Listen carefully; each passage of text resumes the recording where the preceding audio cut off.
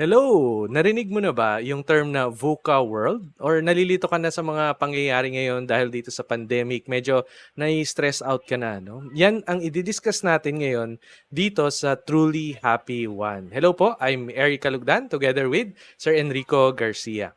I used to be an IT consultant for Unisys and then put up my own business called Infotext. I'm also the CIO of Philpax and CTO of Sante. You can call me a serial technopreneur, no? And Sir Enrico, on the other hand, used to be the retail operations manager of Shell. And then after that, he became the country manager of Herbalife. And after Herbalife, he became the director of operations of Avon and one of the board of directors of the Direct Selling Association of the Philippines. Now, he is a mindset coach and also the director for international operations of Sante. Welcome everyone to Truly Happy One. We do this every Saturdays at 5 p.m.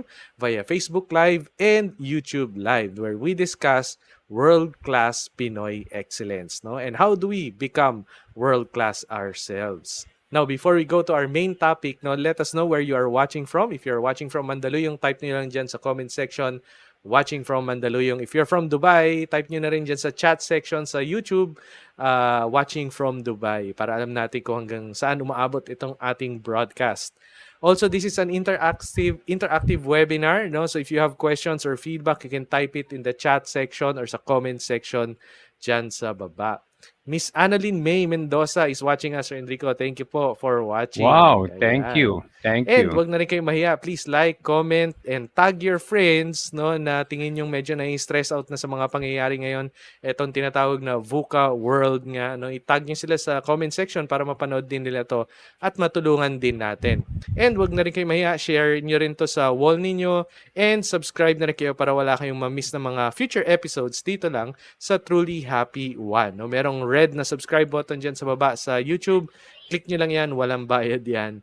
No, it's libre. Again, yung topic natin today is living in our VUCA world. So, Sir Enrico, ano nga ba tong VUCA world?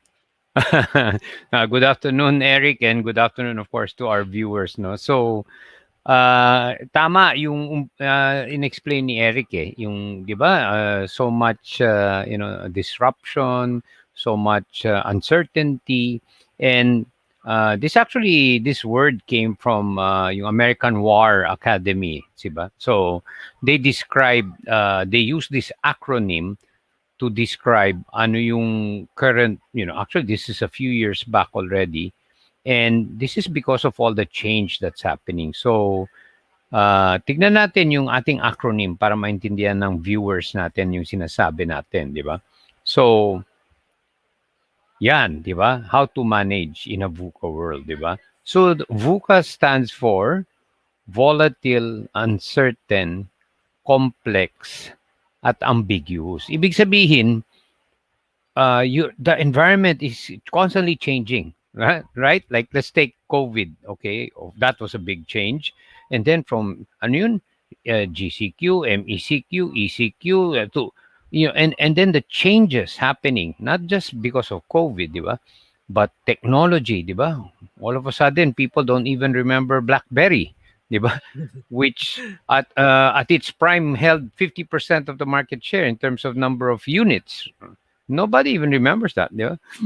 Especially the young, di ba? Or at one time that there was a company that used to make films, Kodak, di ba? Had a long history and completely gone, di ba? So many. So yung environment ngayon, di ba? You need to react quickly, di ba? To the changes that are happening. And totally unpredictable, di ba? Just look at fintech. Di ba, Eric? Ito, ang dami nito. And then uncertainty. Ito lalo ngayon, di ba? How many people, in fact, I don't know how many billionaires, their net worth has dropped. There's some from billionaires na reduced to a millionaire. Diba? And again, uncertainty as to what is the new model, how is travel going to be in the future? Of course, there are educated guesses, diba? Are we going to have another kind of strain, diba? So all these questions, diba? And then mas complex ngayon, diba? Kasi hindi na lang one thing, diba? There's so much interdependencies, diba? Mhm. or something new, it starts to impact many other things. And then the last is yung ambiguous, di ba? Mhm. Hindi clear, di ba? And it's some things that are happening are parang you're completely out of your expertise, di ba? Yung Mhm. nalalaman mo dati, ngayon iba ng required expertise. So, having said that, paano nga ba? Di ba? Di Mhm. ba, we all know the only thing that's permanent is change. Di ba? Correct. Yun na talaga. It will change and it will change and gets exactly in a VUCA world. Very volatile. Di ba? Mhm. Bilis ng pagpaano. It can be this, it can be that. Di ba? It can go upward, sidewards quickly. Di ba? So, what can you do? Okay? O Mhm. baka may tanong ka muna, Eric. Okay pa naman, sir. Clear pa. Go. O sige. So, given all of that, what should we do? Di ba? Mhm. How can we arm ourselves to, we are living in a VUCA world. Yeah. This is constantly happening, not just pandemic. It's happening in many industries. Di ba? Mhm. So, anong pwede natin gawin? So, tingnan natin sa next slide. And this one, we are borrowing from the US Marines. Ito yung Mhm. katawagin mo ng motto, slogan nila. And this is their best weapon. Eric, yung Marines, alam mo, pag pinadala nila yung Marines, these are Mhm. one of the most elite within the entire armed forces or the men in uniform in the US, di ba? Mhm. And that's because their mentality is their biggest weapon. And what is that? Improvise, adapt, overcome. Tinuturo sa kanila na chaos or kaguluhan will come to you. Yun nga, di ba? You don't know what's coming your way. In their world, kung marine ka, di ba? Mhm. Padadala ka sa isang bansa, hindi mo alam paano ka lalabanan ng kalaban mo. Di ba? Okay. So you are forced to, kunyari, alam mo na doon yung kalaban, then they decide to put themselves in the presence of civilians. O di hindi mo sila pwedeng atakihin, di ba? So ano Mhm. gagawin mo ngayon? Di ba? You have to improvise and Improvise adapt talaga. to that new environment that you're in. Oh, improvise and adapt so that you can overcome or succeed. Di Mhm. ba? Again, this can apply to business. Di ba? Paano ngayon yung mga restaurant? All of a sudden, everybody, kalaban mo ngayon yung mga home cooked food. Mhm. Di ba? Correct. Kalaban mo ngayon home cooked food, delivery. And kaya nang lumaban ng maliliit ngayon kasi meron ng Mr. Speedy, Lalamove, Grab, kayang Mhm. pa-deliver yung pagkain. Mhm. Di ba? Hindi mo kailangan mag-invest in riders, motorsiklo. Di ba? Outsource So, na. Minsan yung customer nagbago pa yung yung landscape. nagbo-book ng pick up. Correct. Eric, you Oo. and I, we've been around. Wow, di ba? Ako nga, tuwan-tuwa ako with that eh. Kasi ngayon, there's Oo. no barrier. Either pasundo ko or ipa-deliver sa akin, babayaran ko na lang. Di ba? Mhm. It's wow. And so, improvise, use what is available. And ito, Eric, ito yung sigurong gusto kong pag-usapan natin. Kasi marami sa kasama natin, marinig mo lang sila, they're living in the past eh. Mhm. Umaasa pa rin Or na, di ba, waiting for pag the past na bumalik. oo, oo. Oo. And it's really sad. They're just Mhm. may isang company nga na kliyente ko. O ang Mhm. description nung top management, nung nag-lockdown, pati yung kanilang mentality sa negosyo nag-lockdown. Wala rin, Pati lockdown din. Dahil sa pati lockdown, mentality humina. Hindi nag-lockdown ako 'no? nabibiro. Humina yung Uh-huh. benta. Oo, benta. Bakit mahina benta? Sir, lockdown eh. Alam na natin Mhm. yun. Anong gagawin mo? Di ba? Wala. Correct. So, hindi sir, buksan na lang natin pag meron ng pag may demand. What do you mean pag may demand? People still consume. It might be less, but that's one part of it. Then why can't you bring the food to them or the Mhm. goods to them? Correct, Di ba? correct. Adapt, adjust to the new conditions. Yun, di ba? You have to adjust to the new conditions. Nagbago Mhm. na nga eh, di ba? Correct. Overcome, ibig sabihin, para malagpasan mo yung mga pagsubok.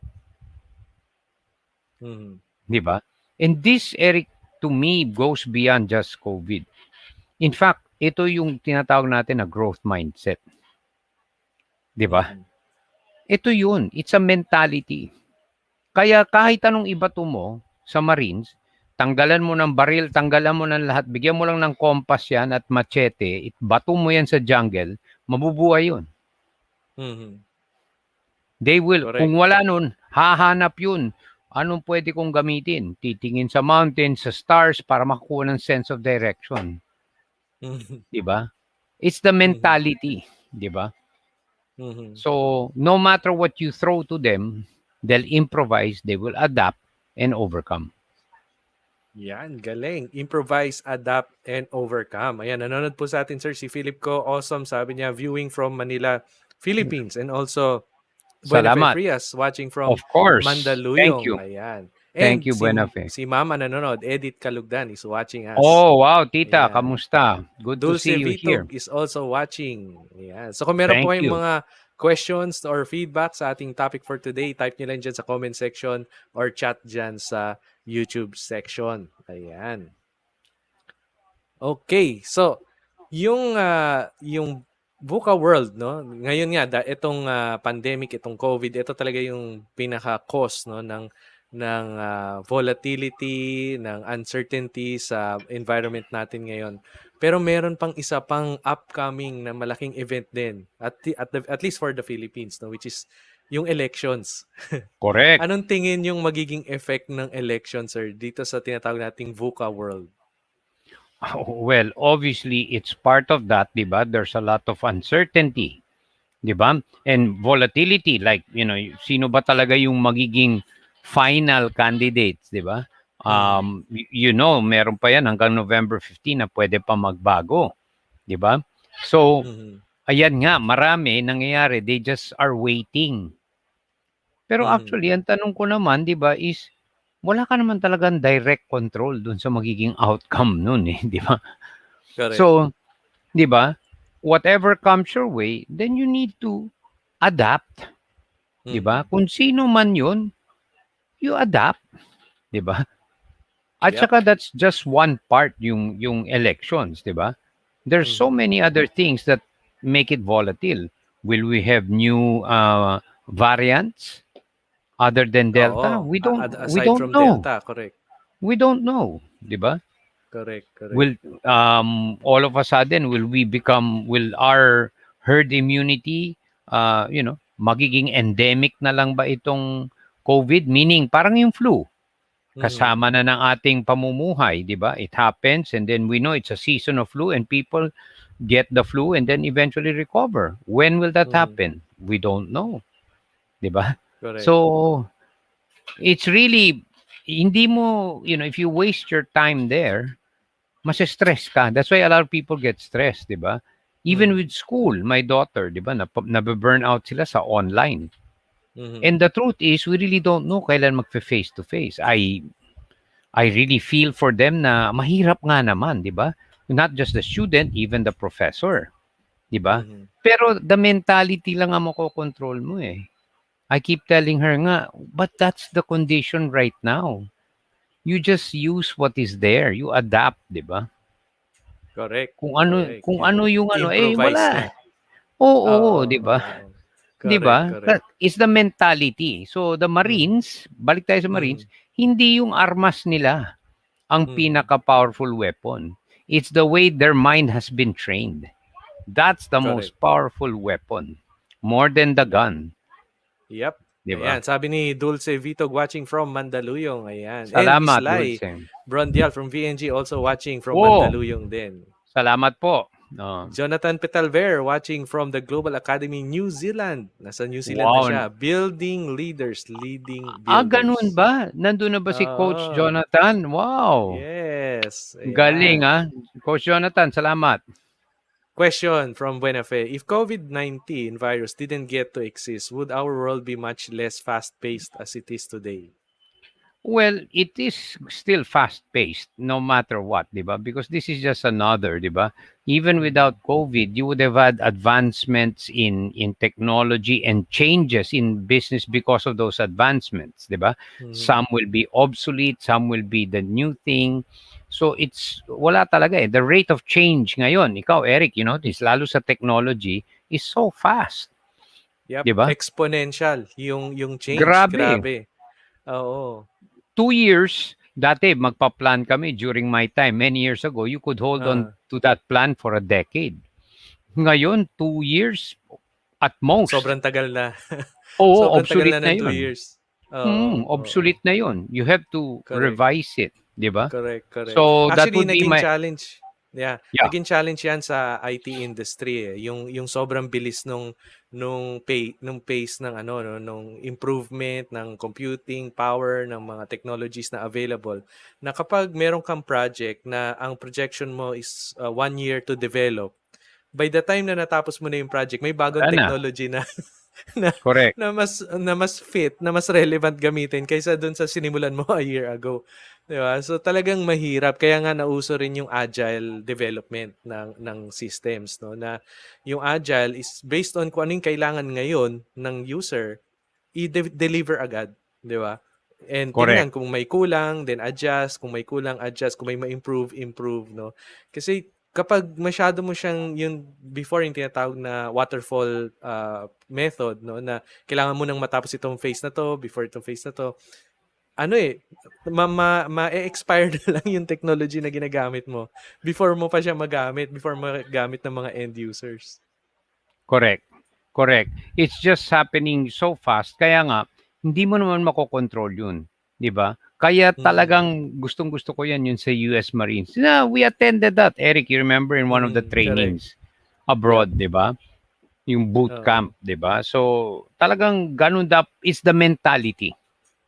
Correct. So, Correct. Ayan. kumbaga, matutumba ka, ang tanong lang is, maging mentality mo, tindig, Yep. di ba? Balik agad. Maraming balik agad, okay. Improvise and adapt. Improvise.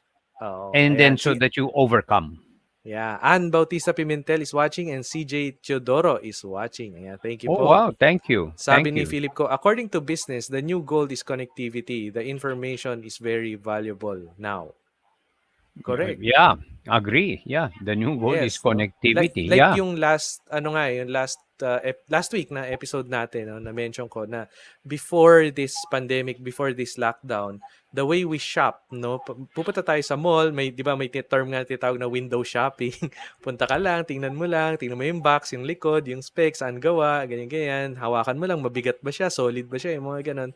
Yun yung information na nakukuha natin before we buy something. No, pero that one is physical. Ngayon, since wala nang ganong ano masyado dahil nga sa lockdown, yung information ngayon, you have to translate into digital data na dapat yung mga pinopost natin na for sale sa mga stores natin online should have as many information as possible. Meron ngang mga technologies ngayon na virtual sukat, parang ganon, di ba? Yung na-mention niya wow. last week, di ba, sir? Right, Na right. Yeah, pwede mong piliin kung ano yung yung vital statistics mo, ano yung shape ng katawan mo, tapos pili ka ng damit, makikita mo kung ano magiging itsura niya kapag yeah, sinuot mo siya virtually. No, yung yeah. mga ganong technologies. Wow, Yeah. wow. Sabi nila, Yeah, the business sector put off a lot of investment decisions until the next government sets its policy directions. Correct, actually. well, Meron akong yeah, kakilala na ganyan. yeah. Hinihintay nila muna yung election next year before sila mag-move ng malaking decision this year. Right, right. And of course, one side of it is, of course, they want to see what direction it's taking. My question, though, for that is that's fine, but that's something that, again, you don't really control.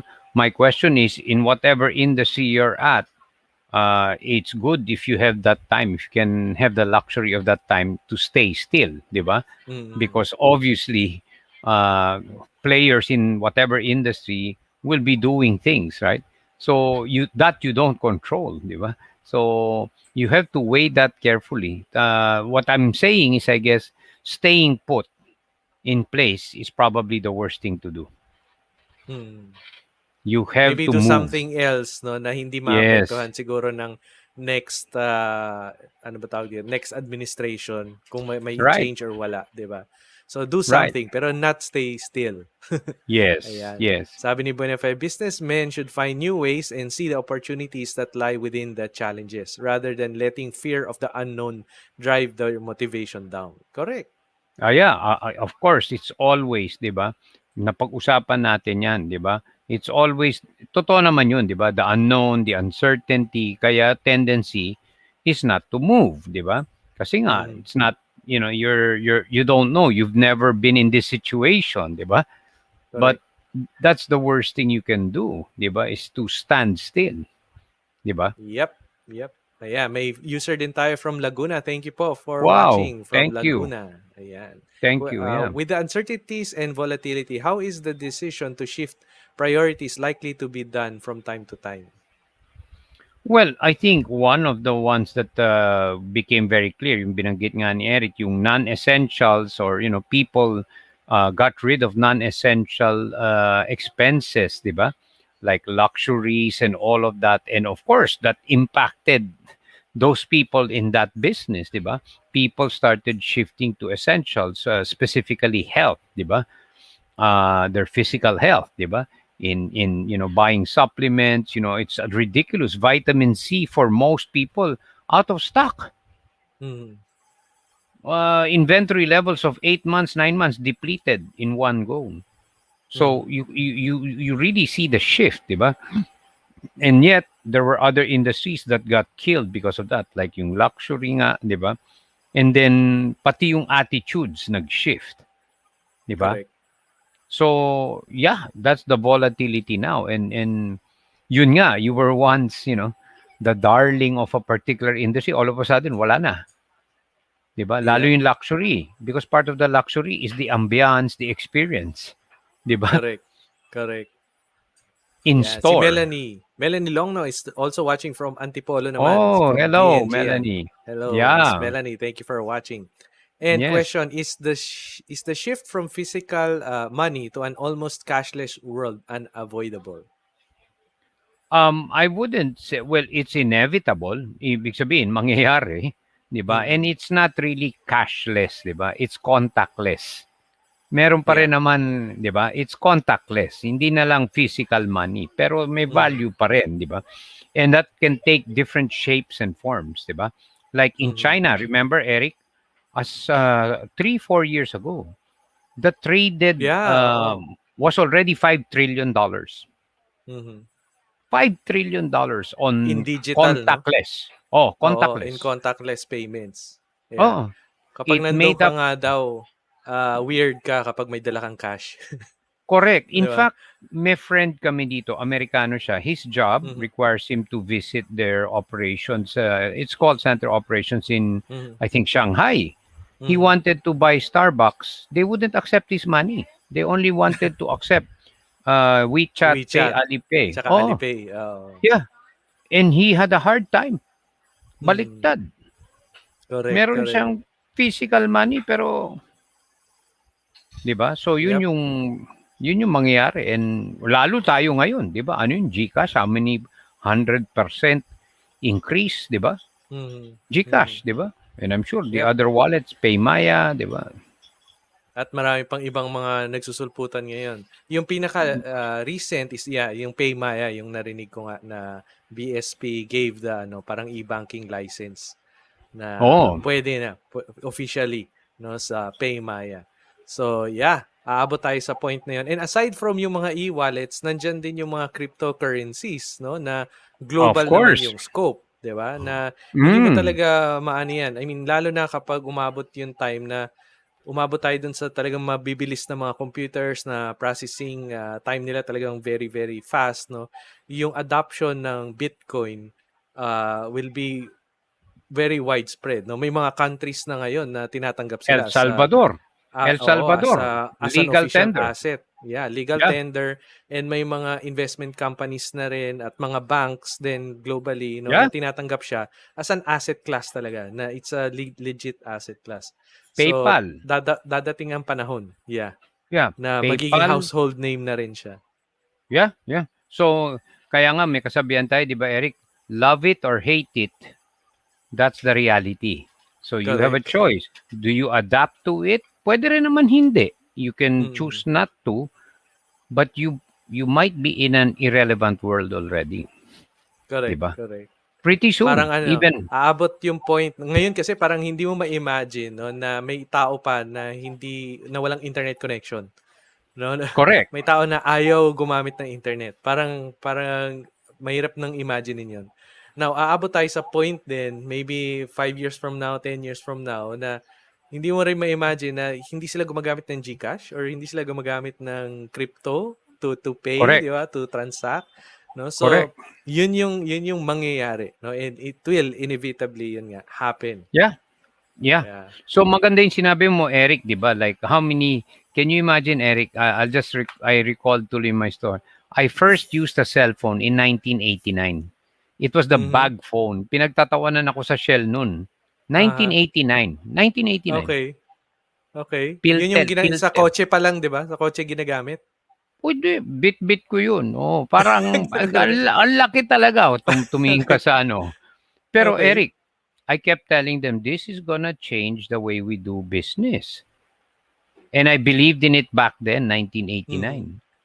Okay, Wow. and many people were saying hindi kaya ng Pilipino bumili ng handset. Of course, it was true.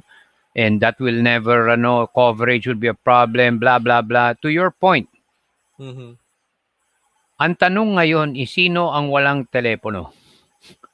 Correct. Mas marami pang phones ngayon kaysa sa Si population natin sa Philippines. Correct. So More than sinong walang 100%. telepono? Oo. Correct, And correct. now, pagtatawanan ka pag sinabi, "Huy, wala ka bang cellphone, ha? Anong Mm. guba, anong kuweba ka na ano, 'di ba?" Nanggaling. And yet, Correct. just over 20 years ago, they were laughing at the thought of mobile phone. Yep. Huh? Ayan. MG Evidente Fajardo is watching. Thank you po for Oh, watching. thank you. Ayan. And we also have watching from Las Piñas, Evelyn Castañeda from VNG rin. Oy, oh, Ayan. salamat, Evelyn. Oh. Is it important to know what your competitors are doing to satisfy or meet your uncertainty in some specific areas? Of course, they give you clues, 'di ba? You watch your competitors for two reasons. Of course, one is for you to stay ahead, hopefully, 'di ba? Mm. But at the same time, when you see them going into something, it should get you thinking, ano nakikita nila dun, 'di ba? Case in point, dati ginagawa ng, ewan ko, is it Jollibee or McDo? Pag nagtayo ng McDo, ginagawa May nung, kabilang oh, kanto, katapat.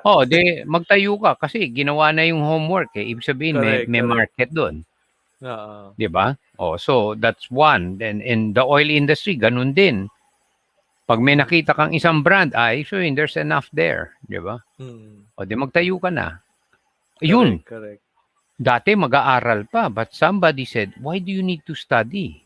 'Di ba? Confirm Mm. mo na lang ano yung size ng market, magtayo ka na doon. Correct, correct. 'Di ba? Ganon din yung sir, 'di ba? Yung concept din ng SM at saka Robinson.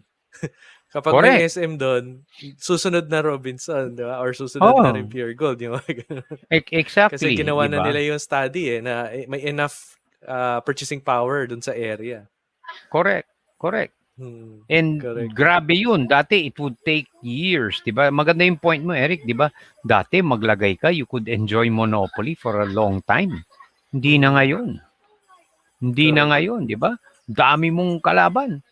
Yun yung offline, yung online pa. Di ba? Oo. Biglang, Mas mabilis. di Correct, ba? correct. Ang dami. Yep. Ayan, sabi ni Philip ko, changes to the basic needs now is internet connection, a basic necessity in this time. Absolutely, Philip. Correct, correct. Absolutely. That's Mm. really the new, sabihin na natin parang, it's almost like a currency. Without that, Mm. you're in the dark ages. Correct, correct. Kasi everything is online, di ba?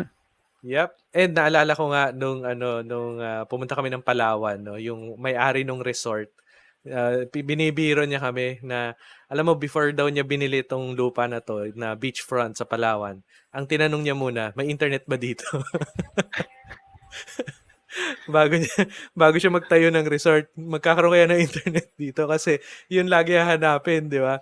Lalo na ng Correct. mga guest. Mm. Correct. Correct, 'di ba? Or at the very least, 'di ba, may signal ba ng mobile phone para 'di Correct. ba? Oo. Magamit man lang 'yun, 'di ba? So, but yeah, to your point, iba na, 'di ba? Talagang that's the new. Oo. Kaya nga, that's the best. I'll say it again. The best thing you can arm yourself with is that of improvise, adapt, overcome. It's a mentality. Yes. If you just embrace that, it doesn't matter anong advancement in technology. Kasi Correct. you're wired, improvise, adapt, overcome. Yeah. Improvise, adapt, overcome. Yeah. Dati nga sabi nila ang basic necessities is food, shelter, and clothing lang daw. Ngayon 4 na. Plus internet. Okay. Co- Diba? Oo. Food, shelter, Correct. clothing, and internet. Ayan. And Sabi ni Miss internet. Lai, we had a client who requested for mapping of locations of Starbucks, banks, McDonald's, and gas stations to determine where to put their branches instead of doing a full-blown market research.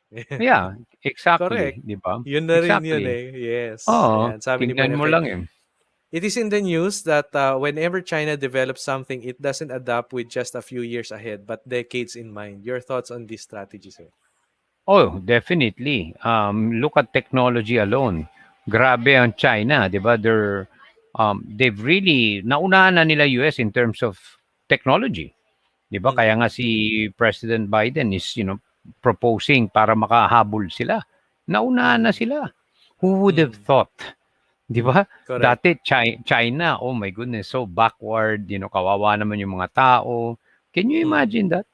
In just a couple of decades, they're now even ahead Mm-hmm. of the mightiest and the ones most technologically advanced country in the world, the US. Mm-hmm.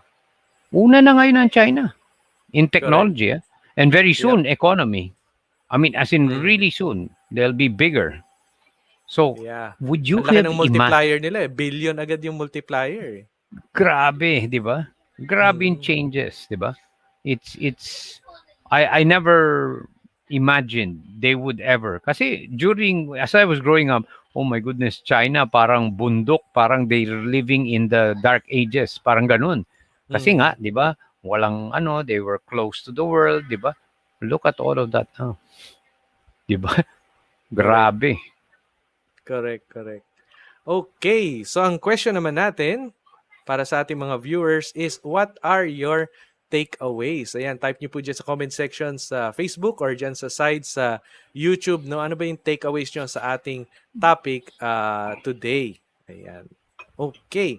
So, ako, aking takeaway would be one, no, talagang gamitin yung concept na yun, no? Yung improvise, adapt, Adapt. and overcome, no? And when we do that, when we improvise on what is already existing, 'di ba? Like alam natin na meron tayong Viber, meron tayong Messenger. Kahit 'yun lang pwede nang gamitin to receive orders, 'di ba? To transact with customers.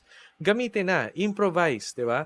Kung merong kailangan i-deliver, may existing na rin ng mga delivery facilities. May Grab, may Lalamove, may Mr. Speedy. TokTok, may Mr. Speedy, no? Ang dami na diyan, no? And yun nga, kailangan mong mag-isip ng ibang paraan. Yun nga yung sinasabi rin nating maging agile or mag-pivot, no? And maging open din tayo, no, sa ibang mga possibilities, sa ibang mga pwedeng gawin na ways of doing business, 'di ba? Kung dati dependent tayo sa mga walk-in customers sa shop natin, sa physical location shop natin, doon tayo dependent. Ngayon dapat naghahanap na rin tayo ng way na makakuha ng customers from the digital ways, 'di ba? From Facebook, from our own website, from Messenger, from Viber, 'di ba? Dapat ini-explore na rin natin 'yon, no? Yun nga, improvise, no? And adapt kasi nandun na yung mga customers. Majority ng mga tao ngayon, nakita na yung benefits of ordering online. Tapos papa-deliver na lang nila or papa-pick up na lang nila. Very, very convenient, less risk of contracting the disease, 'di ba? And very safe. And very cheap din lumalabas kasi hindi ka na babiyahe, may gasolina ka pang gagastusin or may parking ka pang gagastusin, yung oras mo pa, 'di ba? Sayang, 'di ba? Pag tinotal mo 'yon, yun din yung equivalent ng delivery fees, 'di ba? So, adapt, 'di ba? Use those new ways of doing business, no? And yung sinasabi nga na fear of unknown, karamihan doon na-stress eh, yung hindi nila alam kung ano yung nangyayari. The only solution there is to know it, di ba? Research. Marami ka ng isang Google search lang yan, di ba? Yung IGM nga na sinasabi nila. I-Google mo, di I-goal ba? mo. IGM. Yeah. I-Google mo, di ba? Or i-search mo sa YouTube, no? How to do this, how to do that, no? Nandyan na lahat sa YouTube, nandyan na lahat kay Google, no? Know kung ano yung kailangan gawin to learn how to change, no? And kapag natutunan mo na, din mawawala yung fear of unknown, di ba? And when you know na what to do and you're busy, yun yung importante, you don't have time to be stressed anymore. Di ba? Just be busy supplying the needs of your customers, giving value to your audience, no? And when you do that, one is wala ka ng stress. Two is when you give value, you get financial benefits in return. 'Di ba? And focus ka lang doon sa mga bagay that you have direct control, no? Kung may mga iba pang mga news diyan na wala ka naman talagang magagawa, 'di ba? Huwag mo nang pansinin. Keep yourself busy doing something that is within your control, 'di ba? Para mawala itong lahat ng mga stress mo. Tama ba, Sir Enrico? Ay, absolutely. Ang ganda nung ano. Kasi yun nga eh. That's why I want to really, and tama yung sabi mo, we're giving value. The best weapon that you can have is that mentality. Improvise, Correct. adapt, overcome. Kahit anong dumating your way. Kaya the Marines are trained that way. Kasi hindi mo talaga alam. You can have different, enemies coming from all fronts. Doesn't matter to them. Kasi mentality is, I'll improvise, I will adapt to the change, and I will overcome it. So in other Correct. words, it's the mentality that makes you move forward. Nothing else. It's the way Yes. you Think. respond, 'di ba? You think, 'di ba? Okay, nagbago ang rules. Okay, no problem. Improvise. Correct. Nawalan ako ng baril, nawala yung bala, hindi dumating yung supply, wala na yung air support. No problem. Sinong kalaban ko? Improvise. Ilan? Okay, hand-to-hand combat, no problem. Improvise. Yun yung sitwasyon eh. 'Di ba? Correct. Correct. Huwag ka nang umiyak na wala akong air support, wala. You don't have time. In their case, kasi life and death yun sa kanila eh, 'di ba? Yep. If you don't think that way, it could mean your life, 'di ba? Yep. So, use that as an analogy para ma-overcome. But in business, it's the same. It's not a physical threat to you, but it's a threat to your business if you're not agile enough. 'Di ba? Correct. You could be out Correct. of Correct. business. 'Di ba? Yan. So, Sabi ni yun Benefe, talaga. yeah. Yeah. As they say, when everything is uncertain, then nothing is impossible. Correct. Yes, when Correct. everything is uncertain, nothing is absolutely. Yan. Sabi rin Absolutely. niya, like with Elon Musk and his kind of ingenuity, does his complex inventions cause his competitors and the world to go extremely fast-paced? Of course, imagine Correct. what used to take NASA many decades or to develop, gagawin niya in months or even a year. Siyempre, magbago talaga lahat. But he's also created new opportunities for people, for jobs, for industries, and has just really reshaped, Eric, I don't know if you know this. I'll probably send it to you. There's this, it's a partnership with a Chinese company, General Motors. It's apparently already being sold in the Philippines. Electric vehicle at Yes. 200, Oo. and I forget 200 the something name. lang. Nakalimutan ko rin yung 250, name, pero yeah, 250. electric cars. Pero wow. I mean, it Oo. looks like a matchbox, pero Yeah. wow. Yeah, that's enough, 'di ba? Kung Oh yun yung my first goodness. vehicle mo, just going to work lang, no, yung daily commute mo, replace it with that, malaking bagay na yun. In its couple of days, yung charge. So Yeah. wow. That's gonna change it completely, di ba? Correct, correct. Amazing. So Yeah, sabi yun. ni CJ, innovate, adapt to the changes of time in a VUCA world. Correct. Yeah. Yes. Sabi ni Benefe, in an ambiguous environment, we need to be agile. Correct. Correct. Sabi ni Miss Lai, Maliksi. is Yeah. not IAO a bit reactive? Is there a way to make it more proactive? Well, yes, you do what you can. You try to foresee what happens, but again, nothing happens in a vacuum. So you're planning to do this, and then somebody creates something and just totally changes the landscape of your industry. that you don't control, that you can't do anything. So you do need to react to that, di ba? To your own plans, yes, be proactive. But to what's happening in the market, you don't totally control that. So you've got to balik tayo, improvise, adapt, overcome. Di ba? Yep. Ayan. And sabi ni Benefy, we have to expect and accept that change is constant and we need to have our skill and knowledge to adapt as quickly as we can. Correct. If I may say, before the skill, mindset, Your mindset. Oh, improvise, correct. adapt, overcome. Doesn't matter what your skill is, you can learn that. Pero if the mentality is not improvise, adapt, and overcome, you will stay in the past in an Yeah. irrelevant world. So, And in relation to that na rin siguro, no? Kung ang goal natin is nandun sa improvise, adapt, and overcome na mindset, ang kabaliktaran nun dito sa kabilang side is surrender. correct. Di ba? Correct. Surrender yung kabilang side. So, Wala na, suko yun na. yung choice mo eh. Oh, yun yung choice mo eh. So, it's either you improve, adapt, and overcome, or you surrender. Ikaw na So, overcome. Ikaw yung iwas. na Oh, ikaw overcome. yung na-overcome. Correct, correct. Surrender. So, iwas tayo doon sa kabilang side. Yes. Mm. Sabi rin, in a complex world, one size fits all will never be applicable anymore. Correct. Nope. Correct. Nope. Correct. Yep. Hindi na. Ayan. Complex na masyado eh. Yeah. Yeah. In a complex world, willingness to commit mistakes and make up for it again and again seems to be a required trait to keep up with the complexities and uncertainties of our times. Correct. Correct. Buena fe. Fail fast and fail forward. Yep. Correct. No, yan yung motto sa Facebook. Fail fast, fail forward. Right. Yan. Diba? Okay. And ang ating topic next week, Sir Enrico, konting intro sa ating topic next week. Okay, kami ni Eric nagdi-debate ano ba yung magandang title. But what we wanted to say here is, when you say a particular word, it's an indication and reflection of what's going on in your mind. So choosing the right words to reflect what's going on inside you is actually very, very important. And it's actually very revealing of what the mindset is of the person that you're talking to. We'll talk about that next week. Exciting. Maganda to actually. Kasi if you change the words you use when you say something, it actually changes your life. It changes your mindset as well. Diba? So, yan yung maganda na konting tweak lang, konting change lang sa mga ginagawa natin. At lahat tayo kayang gawin to, no? Na papalitan mo yung isang word ng ibang word, mag-iiba yung meaning all throughout, no? Meaning sa'yo, meaning sa kausap mo, at meaning sa buhay mo rin. So, very important. That's next Saturday, 5 p.m. dito sa Truly Happy Juan. Ayan. So, let's end our episode today with our usual Panatang Makabayan. So, itaas po natin ating kanang kamay at bigkasin ang Panatang Makabayan. Iniibig ko ang Pilipinas, aking lumpang sinilangan. Tahanan ng aking lahi. Kinukupkup ako at tinutulungan upang maging malakas, masipag at marangal.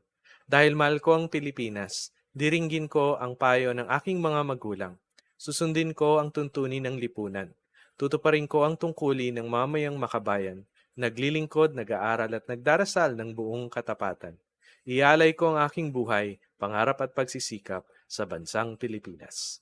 Maraming salamat po and we'll see you again next week, Saturday, 5 p.m. dito lang sa True